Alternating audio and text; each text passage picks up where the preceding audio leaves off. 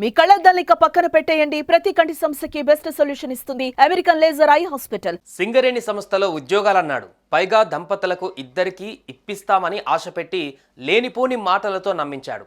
సింగరేణి సంస్థలో ఉద్యోగాలు అనేసరికి ఆ భార్యాభర్తలు ఆశపడి ఎగిరి గంతేశారు. అంతేకాదు 16 లక్షలు అప్పు చేసి అతగాడికి ముట్ట చెప్పారు. త్వరలో ఉద్యోగాలు వస్తాయి, హ్యాపీగా బతికేయొచ్చు అని ఆ ఆలు మొగలు ఎన్నో కలలు కన్నారు. రోజులు గడిచాయి, ఉద్యోగాలు మాత్రం రాలేదు. పైగా అప్పులు ఇచ్చిన వ్యక్తులు వడ్డీ చెల్లించాలంటూ టార్చర్ చేయడం మొదలుపెట్టారు. తెచ్చిన అప్పులకు వడ్డీలు అంతకంతకు పెరిగిపోతున్నాయి. ఉద్యోగాలు రాకపోవడంతో మోసపోయామని ఆలస్యంగా తెలుసుకున్న ఈ దంపతులు పురుగుల మందు తాగి బలవన్మరణానికి పాల్పడ్డారు. ఈ ఘటనతో మృతుల కుటుంబ సభ్యులు కన్నీరు మున్నీరుగా విలపించారు. ఇంతకు ఈ ఘటన జరిగింది ఎక్కడ? ఈ దంపతులను మోసం చేసింది ఎవరు? కంటతడి పెట్టిస్తున్న ఈ విషాద ఘటన వెనక ఏం జరిగిందో ఇప్పుడు చూద్దాం.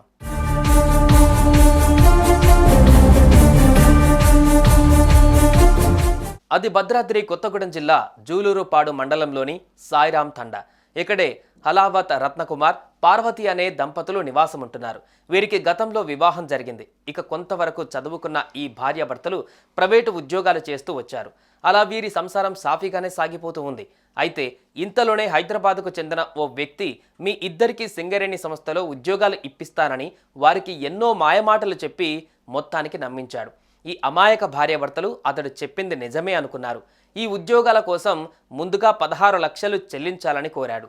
ఇందుకోసం ఈ దంపతులు ఎన్నో కష్టాలు పడి వడ్డీకి 16 లక్షలు అప్పు తెచ్చి అతగాడికి ముట్ట చెప్పారు. అలా కొన్ని రోజులు గడిచింది. ఉద్యోగాలు మాత్రం రాలేదు. రోజులు కాస్త నెలలుగా మారిపోయాయి. అయినా ఉద్యోగాల ఊసే లేదు.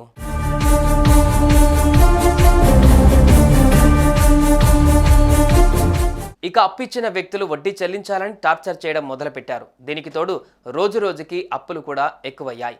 ఇన్ని రోజులు గడిచినా కూడా ఈ దంపతులకు సింగరేణిలో ఉద్యోగాలు మాత్రం రాలేదు.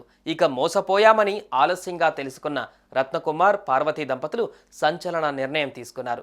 తెచ్చిన అప్పులు కట్టలేక, వడ్డీలు చెల్లించలేక, ఒత్తిళ్లు భరించలేక ఈ భార్యాభర్తలు 3 రోజుల కిందట పురుగుల మందు తాగి ఆత్మహత్య యత్నానికి పాల్పడ్డారు. వెంటనే అప్రమత్తమైన వారి కుటుంబ సభ్యులు మెరుగైన చికిత్స కోసం హైదరాబాద్లోని ఓ ఆసుపత్రికి తరలించారు. ఇక పరిస్థితి విషమించడంతో ఈ దంపతులు చికిత్స పొందుతూ తాజాగా ప్రాణాలు విడిచారు. ఈ ఘటనతో మృతుల తల్లిదండ్రులు, ఇతర కుటుంబ సభ్యులు గుండెలు పగిలేలా రోధిస్తున్నారు.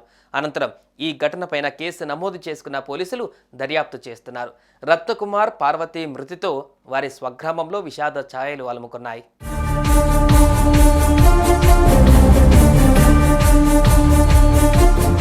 చూసారుగా, ఈ విషాద ఘటన ఓ మోసగాడి చేతిలో కీలుబొమ్మలుగా మారిపోయి మోసపోయామని ఆఖరికి ఆత్మహత్య చేసుకున్నారు. డబ్బులు ఇస్తే ఉద్యోగాలు ఇప్పిస్తామని ఎవరు చెప్పినా గుడ్డిగా నమ్మకండి. ఎందుకంటే ఇలా ఉద్యోగాల పేరిట డబ్బులు తీసుకునే ప్రతివాడు మోసగాడే. ఇలా ఎవరిని పడితే వారిని నమ్మి మోసపోవద్దు. తస్మాత్ జాగ్రత్త.